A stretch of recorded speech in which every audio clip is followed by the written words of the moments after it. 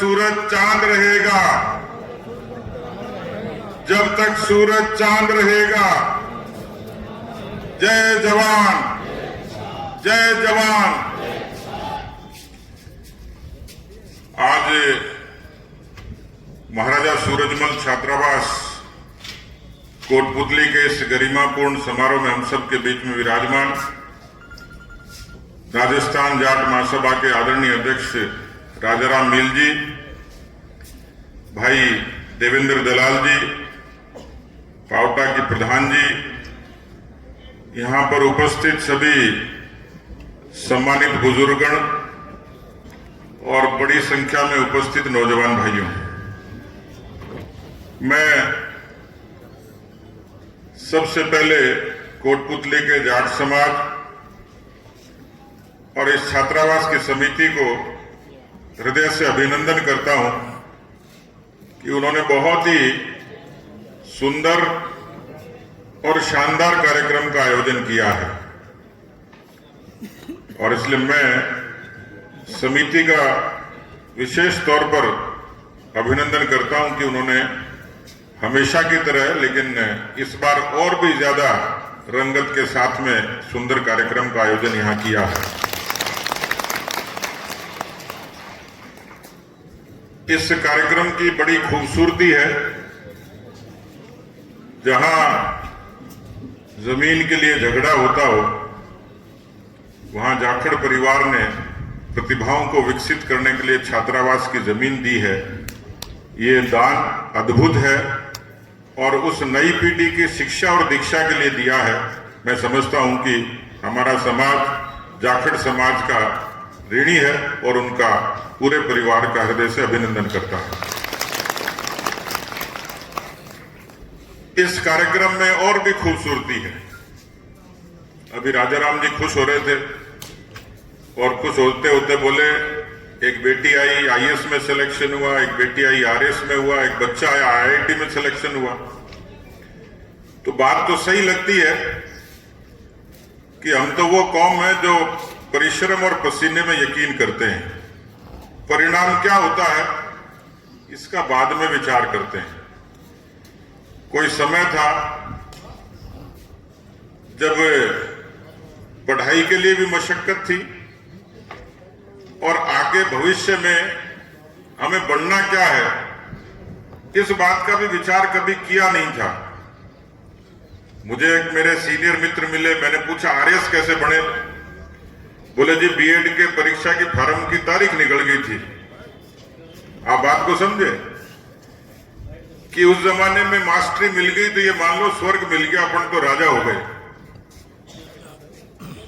और बीएड के परीक्षा की तिथि निकल गई और अवसर मिल गया आरएस का फॉर्म भरने का। किसी ने कहा ये भी परीक्षा होती है। बोला अच्छा ये भी होती है, ये भी दे देते हैं। तो बनना तो मास्टर दिशा थी नहीं, लेकिन प्रतिभा इतनी जोरदार थी कि वो शख्स बीएड का फॉर्म नहीं भर पाया लेकिन आरएस अफसर बन गए थे। मतलब वो समय था कि जब हमें ये पता नहीं था, क्योंकि जाट के बारे में एक बार कहावत पक्की है। एक बार ओलंपिक के गेम थे, 1 मेडल जीता, 2 जीता, 3 जीते, 5 जीते, इतने में ओलंपिक खत्म हो गया। तो लोग मजाक करने लगे, बोले जाटों को पता नहीं है कि ओलंपिक में मेडल भी जीतने होते हैं। नहीं तो बोले पहले पता होता सारे ही जीत लेते। लेकिन आज मुझे लगता है कि समाज में प्रतिभाओं की कमी नहीं है, उदारता की कमी नहीं है, दानदाताओं की कमी नहीं है। और अच्छी बात यह थी कि जब किसी जमाने में हम लोग खेती की तकलीफों से संघर्ष करते थे, पढ़ाई के लिए दिशा नहीं थी, सहूलियत नहीं थी, और पढ़ाई के आगे समाज के अनेक क्षेत्रों में नौकरी में अपना किस तरीके से दबदबा हो इस बात की कल्पना ही नहीं थी। ज्यादा से ज्यादा ये मान लेते थे कि भाई फौज में लड़ाई का काम ये जाट समाज का है। पर मुझे इस बात की भी खुशी है कि सीमा पर देश की रक्षा करने का सबसे पहले किसी ने बीड़ा उठाया और अपनी शहादत से इस देश की सीमा की रक्षा की, वो आपकी किसान कौम थी, जाट कौम थी, जिसने इस भारत मां का सिर नहीं झुकने दिया। और आज भी ये सिलसिला बराबर है। इस देश में अर्थव्यवस्था का सबसे बड़ा हिस्सा खेती का है। जब कोरोना में सब कुछ फेल हो गया तो ये खेती थी जिसने 2.4% की वृद्धि दर से इस देश के भंडार भी भरे रखे, किसी को भूखा नहीं सोने दिया। और आज भी वो कौम उसी तरीके से समर्पित है, क्योंकि उसका पसीना जब धरती पर गिरता है तो ये धरती अन्नपूर्णा होती है। आपके कौम के पसीने से ही धरती अन्नपूर्णा बनती है। और इसलिए मैंने कहा जय जवान और जय किसान, ये नारा बेशक लाल बहादुर शास्त्री जी ने दिया था, पर ये आप लोगों के जज्बे के कारण दिया था कि इस देश में एक ऐसी कौम है जो किसी को भूखा भी नहीं सोने देगी और इस देश की सीमाओं को सुरक्षित रखेगी, वो आपकी कौम। अब प्रश्न ये कि बच्चे पढ़ लिख के धीरे धीरे प्रतिस्पर्धाओं में आ रहे हैं, आगे बढ़ रहे हैं, उनके सामने भी चुनौतियां, लेकिन उन चुनौतियों को पार पाकर कितनी विकट चीजें होती होंगी। कोई गरीब किसान पेट काट कर अपने बच्चे को कोचिंग के लिए भेजता है, कितनी सारी समस्याओं को पार करके। तो मुझे लगता है कि ये अंतरिक्ष में ऊंचाई जैसी सफलता है आपके समाज की कि एक गरीब किसान की बेटी आज आईएएस बनती है तो अपने परिश्रम और पसीने के बूते पर बनती है, मेहनत के बूते पर बनती है। इसलिए आपकी कौम के बच्चों ने भी साबित किया है। ये छात्रावास जहां से भी शुरुआत हुई, जाखड़ परिवार की उदारता थी, भामाशाहों की उदारता थी, और यहां से भी अनेक क्षेत्रों में बच्चे मेहनत करके अपना दमखम दिखाते भी और सफलता को प्राप्त करते हैं। और मुझे लगता है कि अब समय बदल गया। केवल इतना पर्याप्त नहीं, क्योंकि जब एक समाज की बात करते हैं तो वहां चारों तरफ देखकर उस पूरे समग्र हिंदू समाज के उस वातावरण को देखने की भी जरूरत है। मुझे बहुत लोग मिलते हैं, राजनीति के भी, समाज के भी, प्रशासन के भी, अलग अलग तरीके की बातों से वो पीड़ित होते हैं।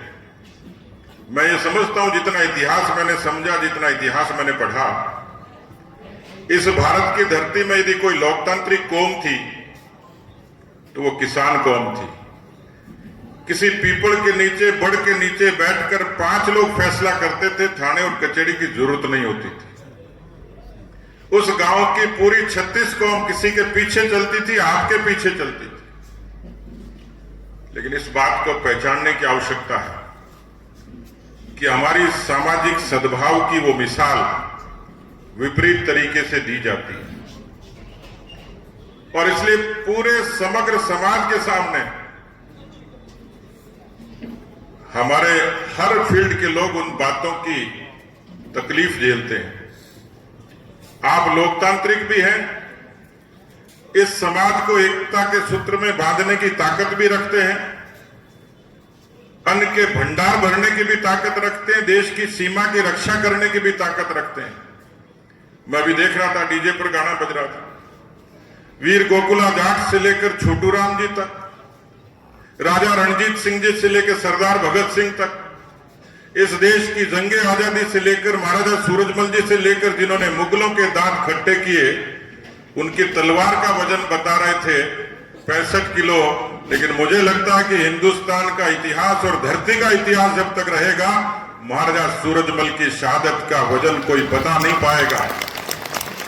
और इसलिए हम उस कौम के लोग, और उस कौम पर जब इस तरीके की विपरीत चर्चा समग्र समाज में होती है तो हमें हमारा वही लोकतांत्रिक पक्ष, वही लोकतांत्रिक चेहरा, वही उदारता, क्योंकि देखिए लड़ाई लट से लड़ी जा सकती है, लेकिन बुद्धि कौशल और दिमाग की लड़ाई तो तभी लड़ी जाएगी जब हमारी पुरानी साख मजबूती से वापस आएगी।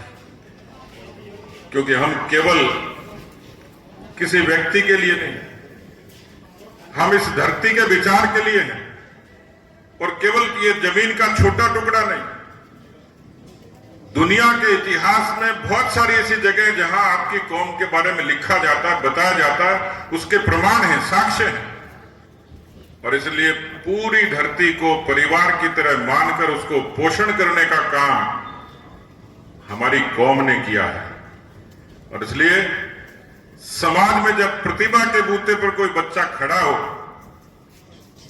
तो केवल हमको समग्र समाज से विपरीत तरीके से नजरिए से देखकर उस बच्चे को समाज में, राजनीति में, प्रशासन में कहीं नीचा नहीं देखना पड़ जाए। और इसलिए जरूरत इस बात की है, वो चाहे हमारा गांव हो, चाहे बस्ती हो, चाहे शहर हो, चाहे प्रदेश हो, चाहे देश हो, इस बात की सख्त जरूरत है क्योंकि हमारी कौम के साथ में, परिश्रम के साथ में, हमारे स्वाभिमान के साथ में लोकतंत्र भी उतना ही जुड़ा हुआ है। इस लोकतंत्र की अक्षुण्णता, लोकतंत्र को जिंदा रखना, जीवंतता और सुरक्षित रखना, यही भी हमारी जिम्मेवारी है।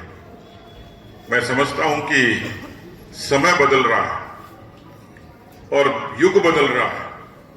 उस बदलते युग में वही व्यक्ति, वही कौम जिंदा भी रहेगी, तरक्की भी करेगी जो एक बड़े मन के साथ में, उदारता के साथ में, सद्भाव के साथ में, समरसता के साथ में अपने इतिहास, संस्कृति और विरासत के साथ आगे बढ़ेगी। और मैं देखता हूं कि समय तो बदल गया, दुनिया अंतरिक्ष में चली गई, लेकिन कुछ कुरीतियां अभी भी बाकी हैं। नई पीढ़ी के सामने एक चुनौती और है। ये तो एक पक्ष है कि प्रतिभा के बच्चे खड़े हैं। मैं पिछले दिनों गंगानगर में था, मील साहब अच्छे तरीके से जानते हैं, पंजाब की वो लड़ाका कौम 6-6 फीट के जवान और उसी से लगता हुआ वो क्षेत्र पूरा, और धीरे धीरे धीरे धीरे जिस तरीके से पंजाब से लेकर बाड़मेर तक एक कॉरिडोर बन गया अपराधियों का और नशे की, दवाई की तस्करी का और नशा करने वालों का। मैं समझता हूं कुछ समय था जब दादा भी फिक्र करता था, दादा को नींद नहीं आती थी जब तक पोता शहर से वापस नहीं आ जाता था।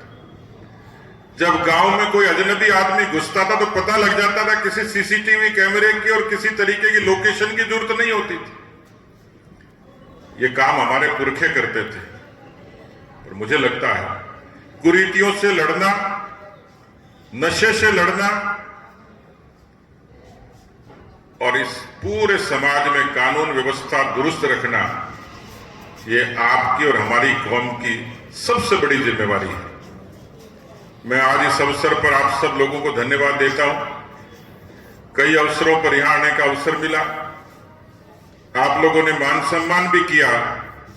मैं इतना ही निवेदन आप सब लोगों से करना चाह रहा हूं कि ये जो बच्चे नई पीढ़ी के अपनी प्रतिभा के बूते पर हमारे समाज का नाम रोशन करते हैं, हमारे 8 साल से लेकर 80 साल तक के बच्चे और बूढ़े, उनकी जो साख थी वो साख और ज्यादा मजबूती से समग्र समाज के सामने कायम हो। मैं समझता हूं क्योंकि यही शिक्षा महाराजा सूरजमल जी की थी, यही हमारे पुरखों की थी, और जो दान की उदारता जाखड़ परिवार ने दी, मैं समझता हूं कि छोटे से कस्बे में एक मिसाल बनी है। इससे सब लोग प्रेरणा लेंगे। मैं तमाम प्रतिभावान विद्यार्थियों का, जो प्रशासनिक अधिकारी उस सेवा में चयनित हुए, उनके सुखद भविष्य की कामना करता हूं। और आप सब लोगों को मुझे यह अवसर प्रदान करने के लिए बहुत बहुत मैं आभारी हूं। बहुत बहुत धन्यवाद। जय हिंद, जय भारत।